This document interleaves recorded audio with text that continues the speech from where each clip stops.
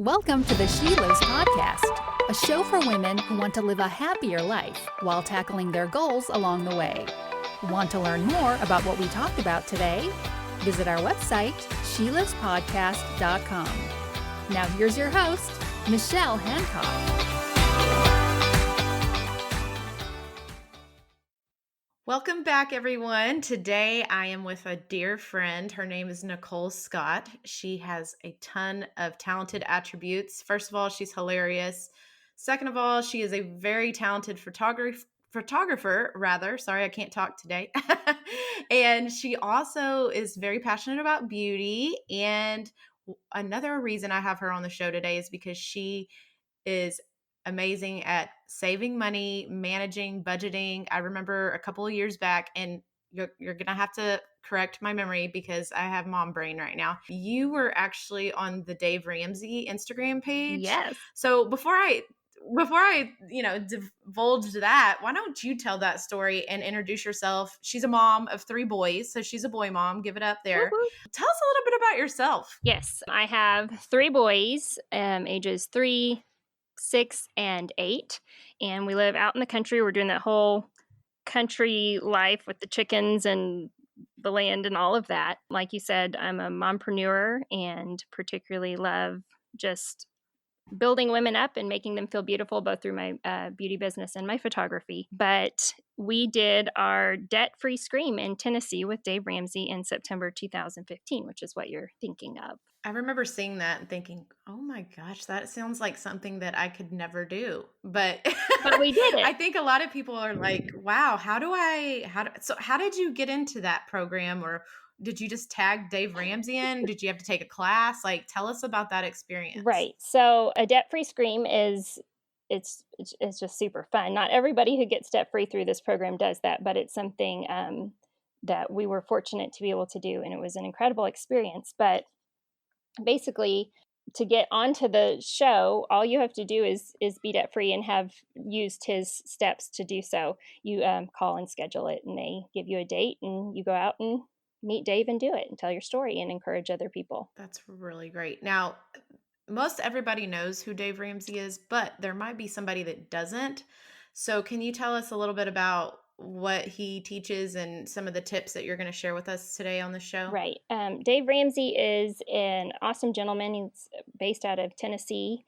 He's become a millionaire twice, once because he lost it and had to declare bankruptcy and start all over. And at that point, he decided that he and anyone else with the Ramsey name would not ever live that way or have debt again. And so he created this program with the baby steps to help other people get out of debt. And it's something he's been doing for probably over 30 years now. He has a radio show. It started off as a class, and there's a lot of different ways you can access his content and his material, which I'm happy to share. But it's worked for millions and millions of people. When you go to do your debt-free scream, the walls are covered with people who have been there for their debt-free scream, signing their names and their totals, and it's really, really cool. And we'll put the links to that and all of his programs on our Facebook group and also on the website, shelivespodcast.com. So people are hurting right now. I don't know about you, but there's a lot going on right now with this virus. Some people are losing their jobs. Some people are just losing projects, or they're losing their minds, or all of the above that we've seen. Can you talk a little bit about how this has affected your everyday life? How are things going for you guys right now? Things are going well. It's been a testament to the importance of these principles. What we're living through right now is just one of those absolutely crazy and unforeseen things that you have to be prepared for. It's like the grandma always says, you've got to be prepared for a rainy day. This is a rainy season. I mean, it's, torrential downpour for a lot of people. And so outside of even financial strains and stresses, we're wearing the hats of homeschooling and schooling from home and trying to find the groceries and cook for our family 3 times a day. It's all the new hats that we're wearing right now. It's a lot. It really is. And it seems like the days are just getting longer and longer. It reminds me a little bit of when I had a newborn the first time. And I'd be like, oh my God, this day is so long. I thought I was going to get so much done. I didn't really. I'm just surviving over Yes. here. But back then I got to snuggle a little baby at least and smell the new baby smell. And now it's like And complete I'd say chaos. the new baby smell has worn off on this situation. Oh yeah. People are talking about a baby boom and I'm thinking, not in this house. And that ship has sailed. No more. But No. I do agree with you. You know, the experts always say have a rainy day fund for well, I don't think they could have foreseen this, but there are people out there that were living paycheck to paycheck and the harsh reality is it's a hard time especially for them, and then it's also a hard time for people that are getting stimulus checks and they still have their jobs, but they're also feeling a little bit of guilt about having this extra money. I think the number one question everyone is Googling and searching and asking right now is okay, I get the stimulus check. What do I do? What are your tips? What do you think people should be doing? And let's just disclaimer here, we are not financial advisors here. Oh, We're heck no. just two moms that run households, and you have more background information on this, but I just want to say, have you heard anything that we should be doing, and Yes. does that change depending on our situation? Absolutely, it changes, and so, yes, I'm not a financial planner. There is a course that you can go through to become one of his advisors. I haven't been through that. We have facilitated the course Financial Peace and taken a lot of our friends and families and church members and people from our communities through that course. We've taken people all the way through to where they get debt free as well. So I've seen a lot of different situations and circumstances. I listen to his podcast religiously, so I have a lot of answers, but I'm not an advisor or anything like that. Um, First of all, if your income is not stable, if you've been laid off, if you've been furloughed, if you're even remotely concerned that your financial situation isn't solid, if you're maybe hearing rumors of hours being cut or people getting laid off, that kind of a thing, you're going to use your stimulus money to cover what Dave calls the four walls, your four walls. That's to make sure that you are current and up to date on your shelter, meaning your rent or your mortgage, food, that your pantry is stocked, your utilities, your electric, your water, and your transportation as well. Those are your four walls: food, utility, shelter, transportation. And then everything else you just need to sit on and save. And that doesn't mean that later, when your income becomes stable again, that you can then, he calls it like a pause button. It's something you do when you're pregnant as well. If you're pregnant and you're going through this process, you hit a pause button. You still stockpile all the money into a savings account, but you don't work the quote unquote baby steps until mom and baby come home healthy. It's just kind of when okay, we're on the other side of it, everything's okay. Then you get to hit play on whatever baby step you were on. But for now, it's just kind of a giant pause if you're in a unstable situation. If your income is stable, you use your stimulus money to crush your goals and to speed up whatever baby step you fall on. Okay. Now, for me, this is where I fall into. So I got to go food, and I'm, because I'm tired of cooking. Oh my And gosh. then I was like, I'm gonna tip them really, really well because I feel like Yes. I'm stimulating the economy. I'm helping the small businessman. Is there still some portion of our budget that we should really consider giving to others? Or I mean, I know this is kind of a weird question, but that's where I struggle. I'm like, I know I should really be saving this money, but should I be stimulating the economy in some way? Yes, I mean, I don't think you should stimulate the economy if it puts you in a bad position financially. If you have room in your budget to do that, it's kind of like when Dave, he'll get a caller that says, I just got a big inheritance and I don't know what to do with it. And of course, he always says, apply it to whatever baby step you're on. So if you're paying down the house, you pay down the house. If you're paying down debt, you do that. But he always says to give a little and save a little, or to give a little and spend a little too. And the percentage, I mean, he believes in a 10% tithe, so he'll usually say, give 10% to some cause that's important to you, spend a little for yourself, do a little something, and then the rest gets applied. But if you're in full on like paying down debt, I don't know that I would spend a whole lot, but I might, we might celebrate and grab dinner to go. I think that's okay and tip well. Always tip well. Yeah, I always feel like this is where my anxiety and my rationale comes from. I'm like, oh, well, I deserve that because I've been doing this and that, and then it's like, wait, that's not a good, that's not a good way to make money decisions. Have you been seeing, or what is your thoughts on people that are kind of like me and emotionally spent, It's called and retail then have, therapy, it's so and hard. it's I'm like, about I the only deserve thing we this. can do from home is online I shop. know. I mean, it's crazy. I can only the online shopping has really taken off for some companies. How can we check ourselves with Um, that? the biggest things, our biggest takeaways from this whole process, and I didn't get to say, we worked the baby steps and we paid off $75,000 in debt in 35 months. That was our cars, our student loans, credit cards, and a HELOC on our house. I forgot to say that earlier. But the biggest takeaways from our almost 3-year experience of getting out of debt, and we're certainly still working the baby steps now, we're just not in the debt payoff part of our plan. But our biggest takeaways is to budget. So we've got this stimulus check coming. We have income. Maybe it's regular, maybe it's not regular. You still have to budget. And it was really hard to budget this month. I mean, I legitimately more than doubled our normal grocery budget because groceries are expensive Yeah, right now. But what did I put in gas? What do I put in gas? Where am I going? true. And gas is so cheap right now, which is almost like a Alanis Morissette song. No, Isn't it it ironic? is. We can't go anywhere. But we don't need entertainment money, and the kids, don't need clothes. And so the budgeting was really weird. But you still, even though things are weird, even though your income is bizarre, you still have to know and plan for your money. He says if you don't budget, you'll spend your life wondering where your money went. It just slips through your fingers. So a budget is just planning for that, knowing where your money is going. The second thing, our biggest takeaway, is kind of what you were just talking about, which is contentment, which is that we don't deserve anything. We earn a lot of things and we work towards a lot of goals that we want for ourselves, but we don't deserve any of it. And keeping up with the Joneses is just a very dangerous trap. And it's harder in the days of social media, I think, because people show their highlight reels and look at my new car, and people will comment, "Oh, girl, you deserve it. Congratulations." And it's just like, you deserve a car payment? That is a great way of What's looking at that. that? Like my mind is kind of blown right now because I think I deserve everything. Oh, That's my parents' I fault. know.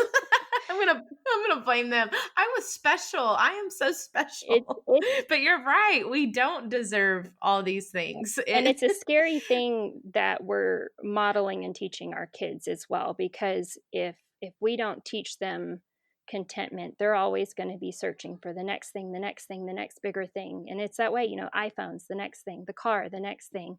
And it's just like we're sitting on these car payments to sit at stoplights next to a person we don't know so that we can feel fancy in our car. And it's just like, once you realize that the car you drive doesn't matter, just get you from point A to point B, and that the Joneses are broke, then it's kind of a whole brain switch that happens. Yeah, and I think we're gonna learn a lot about simplifying, decluttering, a lot of that stuff. Especially, we're being forced to do that right Yes. now.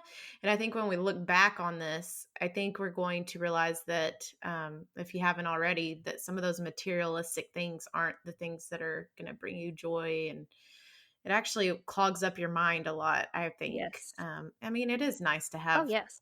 better nice things, but at the end of the day, if those bills are stressing you out to the max, I mean, your mental health, is it really worth it? I don't Yeah, know. he says it's okay No. to have nice things, just don't let your nice things have you, is the saying. Ooh, that's really good. That is so good. So yeah, how now you are a photographer. How your business has probably really been impacted Right. unless you are doing like, are you still doing I'm it? not. Can you legally You do it? I cannot mean, legally do it. It's a really it's a hot topic right 'cause now among the yeah, community. I saw the front porch project, which I think is great, but, there's some, I mean, that's a Technically, whole nother yeah. podcast and business and legal, but that is such a blow, Yeah. and so you're really having to rethink your budget. Did you guys sit down together and go through your budget line for line and start over, or what did you Well, I mean, do this when whole this came? budget is different just because our lives are different. And no two budgets are the Mhm. same. It's not like you can take April's budget and copy paste it into May. May has Mother's Day as a Mhm. good example, right? So we're going to be trying to figure out how to send Mother's Day gifts, which we don't do in April. No two budgets are the same. But I think it's been a really huge wake up call on a lot of businesses and on a lot of families, like you said, that just how important these principles are. And the same principles that we use in our home budget, having an emergency fund, planning ahead. Not that I budget for my business, but I know what my expenses are and when they come in and how much they are. And so I had saved up an emergency fund in my business. I had saved up basically an operational fund for a year's worth of operations in my business. So I can still draw down income from my business during this time, even though I'm not working, and I can still pay for my expenses from my business during that time because I was operating my business on the same principles I operate my family budget on. That is really smart, and what a blessing. I've seen a lot of people who have not done that, and they're losing everything, and it's sad and it's scary, but hopefully this is a wake up call for a lot of families and business owners and my thought process always was, well, what if I have to have my gallbladder out and I'm out for 6 weeks in the fall? How are we going to supplement my income during that busy season? That's always my thought process. It was never like, what if there's a global pandemic and I'm shut down? Yeah, I don't think anybody saw this coming. Well, or maybe they did and nobody listened to them because, oh, that's crazy. I think we all live in a little bit of a bubble sometimes. I know I do. Like, oh, life is great. Everything's going to be great. And then, oh, hello, curveball. But Yeah. now we kind of understand what our grandparents were talking about. I remember my granddad would say, "You're not going to eat all that peanut butter and jelly sandwich." And I was like 5, and I was like, Mhm. what's the big deal? Well, back in the day, if I didn't, during the Great Depression, and I was like, what a crazy man. But now I totally, And now, I mean, hopefully we don't have to go back to that. But I mean, who knows what tomorrow is going to bring? We really don't. I don't want to spread panic. like, raise your hand if you have half a Eggo waffle in your fridge, because somebody's going to finish that waffle. Like, we are I not know wasting. somebody I think I almost lost my mind the other day because somebody threw away some food in my house. I'm not going to blast them because then maybe I should. But I went nuts. I was like, "What are you doing? That we can still eat that. What's wrong with you?" But yeah, it's funny because before we were kind of, I mean, a lot of us, I don't want to put anybody on blast again, but I mean, I'm guilty of it. We're just kind of wasteful. We've gotten very spoiled. I mean, I go to Starbucks, get a drink, that adds up. Now it's like, well, I haven't had Starbucks in a good 33 days, you Yes. know? Okay, I lie. I had it once last week, but Not that anyone's shouting. but I deserved it. Just I deserved it. I'm gonna need a therapy session with you every day. No, okay. So I guess, we've talked about stimulus checks. Some people are still waiting for theirs, and that gives us a little bit of hope. And hopefully, there's some more things down the line. Is there anything else, some hard truths? You've already given us one hard truth that we don't deserve things. Is there any other hard truths And that I you and I don't have wanna that you want to I don't want to share? say you don't deserve things. I want to say that, especially in a marriage, you want to sit down and it's just about being intentional. It's the same thing some of your other guests have talked about being intentional with your time management and being intentional with your talents. And you want to do the same thing with your money. You sit down as a family and you say, what are our goals? For my husband and I, our big whys are that we want to be those grandparents that takes everyone on a cruise, a Disney cruise, and pays for everybody. We want to be the kind of grandparents that like spoil our grandkids. We don't want to burden our kids with our care in our old age. And so, what do we need to sacrifice today to be able to do that? And what steps do we need to take today that will get us there in 30 years? And so it's not, I like to think we deserve that kind of life later, but it's just more about being intentional with your goals, your goal setting, and then following a plan to get you there. Smart. And you're right. It does take work. It does take sacrifice. It's not just going to come to you on a platter. I mean, that would be nice if somebody called me tomorrow and said, "Hey, you have a rich relative that's living blah, blah, blah, and wants to give you this money." But let's be realistic. I love this. So for people that, I mean, we're not going to make anybody feel bad here, but maybe they haven't even thought about doing budgeting with their husband or their spouse, and they just really are kind of winging Right. it. What do you recommend that they do right now? Okay, so first of all, and as I know a lot of circumstances are difficult, but having your spouse on board is really important because otherwise you may have this momentum, you may have this like motivation to get the finances taken care of, but you'll end up dragging a weight. It's like running a marathon with ankle weights. You've got to talk with your spouse, and a lot of people, everyone carries baggage with them, emotional and otherwise, about money and spending, and it usually roots from how we were raised or the kind of relationship our parents had with money or with each other about money. So money in a marriage can be really tricky, and once you get on the same page about money and spending and your goals in life, it's a huge game changer. But all of that to say, you have to focus on the big whys. If you're there, Dave says there are two kinds of people. There are nerds and there are free spirits. Nerds love numbers, they love budgets, they love Excel spreadsheets. Free spirits, they don't want to be burdened. That's too constricting. Let me live my life. Like, I can't, this stresses me out. I don't want to talk about it. But you also have spenders and savers, people who are just, they're natural savers. I'm not one of those people. I don't understand how they work, but people who are just good at saving. Even if you look at your kids, you have the kid who's like really good at saving up the money in the piggy bank, and the kid who's like gets $1 and wants to go to the Dollar Tree and spend it because they can't let it sit in their pockets. But I myself am a nerd spender, so I do the budget, but I also spend all the money. But my husband, Yeah, I'm a spender and a free spirit, which is the ultimate disaster. because you don't want to budget. I'm an Enneagram 7, and we just want to live life to the fullest and don't put us in a box. But now that I've identified that, I can definitely work with this. Yes. The Yes. biggest misunderstanding about a budget is that it is constrictive, or that it's going to be telling you no all the time, that you can't have what you want. And that's not the case at all. A budget is just determining how you want to spend your money before you get your money. So if you want to be all organic, then your grocery budget is going to reflect that. It's going to be higher than an average family's. If you guys love travel, your budget is going to reflect that because there's going to be a really big fat travel line. If you guys love, like, we don't go to the movies because it's expensive, but some people love going to the movies. So their entertainment line is going to reflect that. But as a family, you have decided and sat down and said, hey, we really love fellowshipping and eating meals together out. We love eating out. That's just what we love doing. So your restaurant budget is going to reflect that, but that may mean that you need to sacrifice in other areas. But it's not accidental at the end of the month. You're not going, oh, whoops. What? No, that is perfect. And that will save you some headaches and stress down the line Oh, but that can really cause anxiety and depression and and fight. fighting with your spouse. I mean, Yes. they say that's the number one reason for divorce is money Many problems. problems. So Yes. we want to stay away from that So, and being quarantined with them for 30 days. I'm just kidding. so, No, so a we're budget. learning a lot about each other.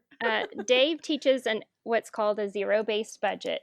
And that just means that you account for every dollar. When we're done with the budget, we get a big fat zero. That just means that not even $5 was left unnamed to slip through your fingers. So you can do it on paper. You can do an Excel spreadsheet. He has an app called Every Dollar, which we can link.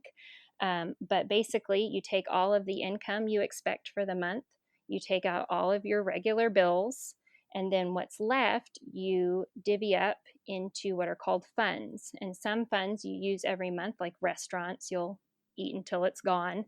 Groceries, you'll spend until it's gone. Gas is a good example, but other ones are sinking funds. So, for example, we put $60 a month into Christmas. So that should get us, I can't do the math right now, that gets us enough money to go 240. into Christmas. Smart.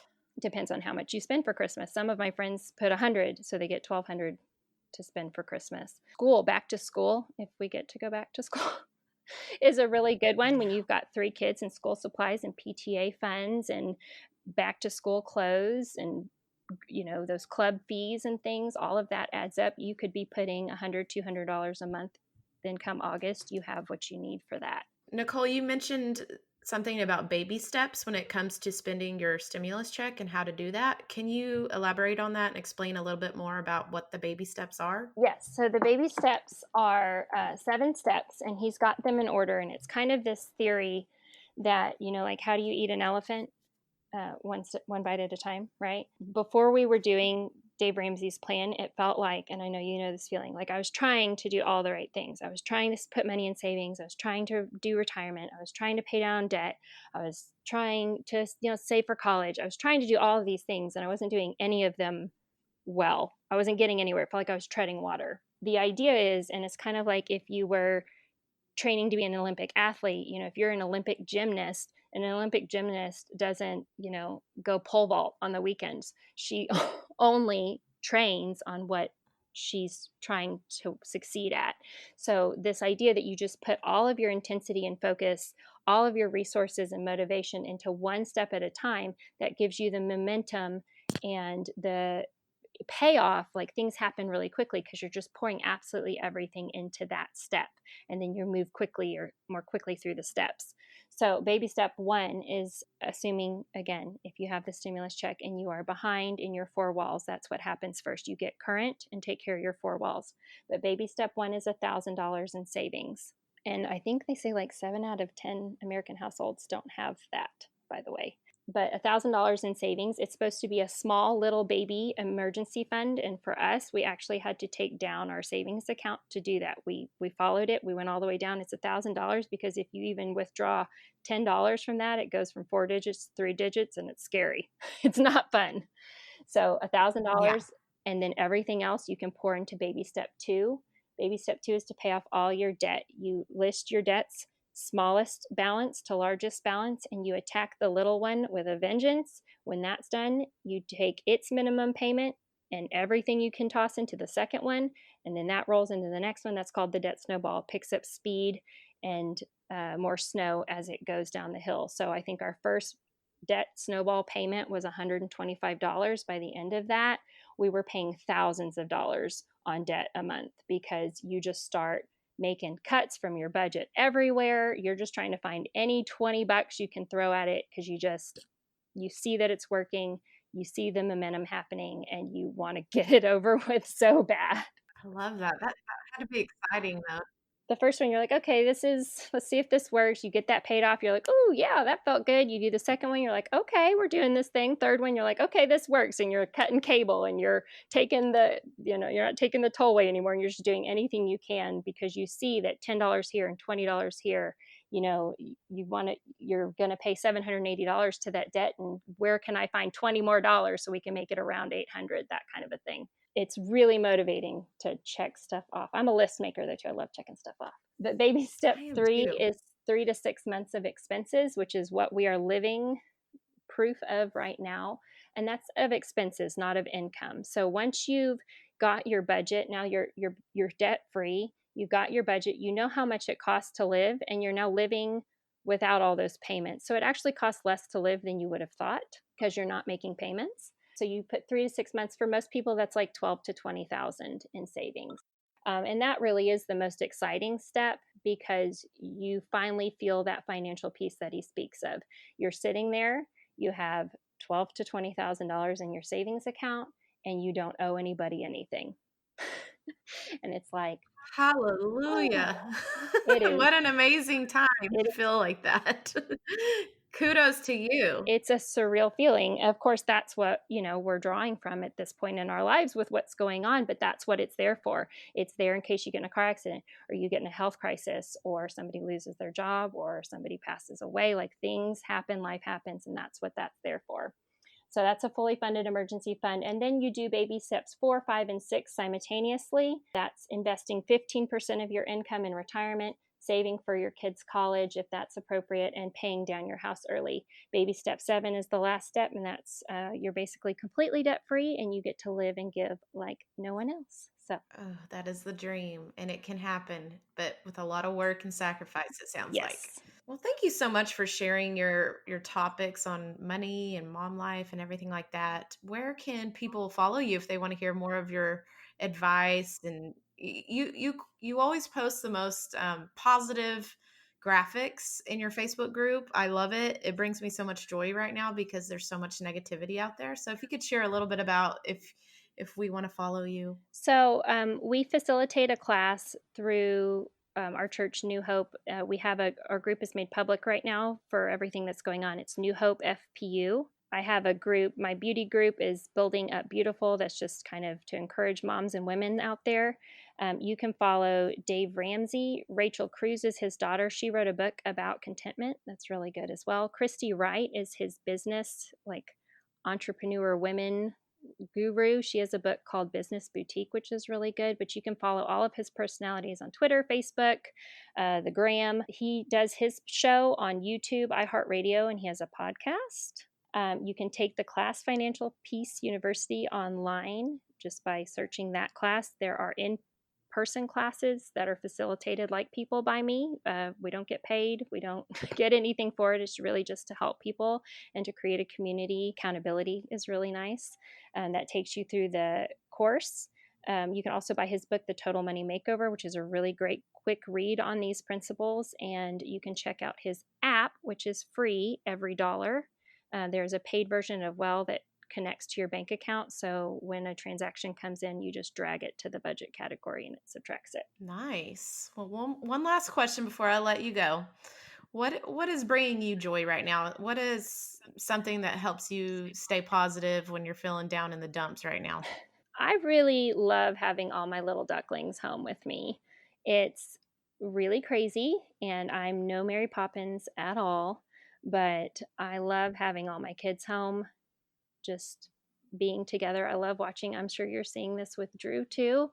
I love watching my little get to spend time with my bigs because they don't really get a lot of that because they're so busy and in school and doing all the things. So it's really been fun to watch them bond and fight, but mostly bond and make memories. So it drives me crazy some days, but it does bring me joy. I agree with that. My kids have gotten much closer through this. Yes, they still fight like cats and animals, but seeing those little snippets of sweetness is definitely worth it. And I think we'll look back on this time with a little bit of fondness, a lot of frustration, but if we keep looking at the good, I think that's going to help us get through it. So I know I lied a little bit and I said that was going to be the last question I asked you of this podcast, but I can't let you go without any other final thoughts. You're so full of knowledge and good insight. Please take it away. I think through this whole experience and having walked a lot of people through this process as well, cheered people along, and now being on the other side in the baby steps 4, 5, and 6, I just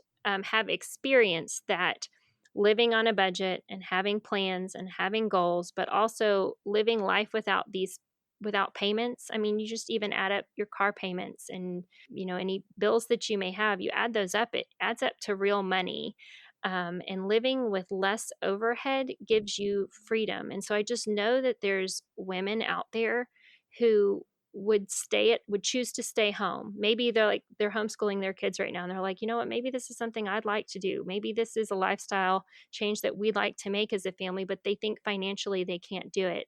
And I want everyone to know that if you sit down and you do the budget and you stick to it and you be intentional with your money and you pay attention to where it's going and you get rid of the payments that you're making, you might have that freedom. It might be possible for you to stay at home or for you to go back to school or for you to start a business or whatever it is that you think. I just never want a woman out there, especially women. I guess I'm speaking specifically to women today. I never want a woman out there to be held back by her financial situation. We are in control of our money and we can change things and do the things that we want to do. And having no payments and living on less really does give you the freedom to do that. That is such a great message and piece of advice for people right now. And I think the situation is definitely making us all look at life in a different lens. And maybe when a door closes, another one's going to open for you guys. That something that we've never even seen or thought about. And I think that is a real possibility for women if they don't want to go back to their jobs in that capacity. It's okay. I think it's okay to change your mind and just plan ahead. So that's beautiful advice. I love that. Well, thank you so much, Nicole. We will see you over in our private Facebook group and online, of course. And if I see you in real life, 6 feet away, please. But yeah, what a weird life. Are we all going to have post-traumatic syndrome after this when we see each other in real life and when it's all said and done? Everybody's getting hugs. I know, hugs for everyone, but it'll be a good day. And that's the day I'm looking forward to. And that's all we can really pray for and hope for right now. So thank you so much. And we'll see you around. Okay. Thanks, Michelle. Thank you for listening to today's show. Make sure to visit our website, shelivespodcast.com, where you can subscribe to never miss a show. Find us on social at She Lives Podcast. While you're at it, if you loved today's episode, please take a moment to share with your friends and family and leave us a 5-star rating on iTunes. Talk soon.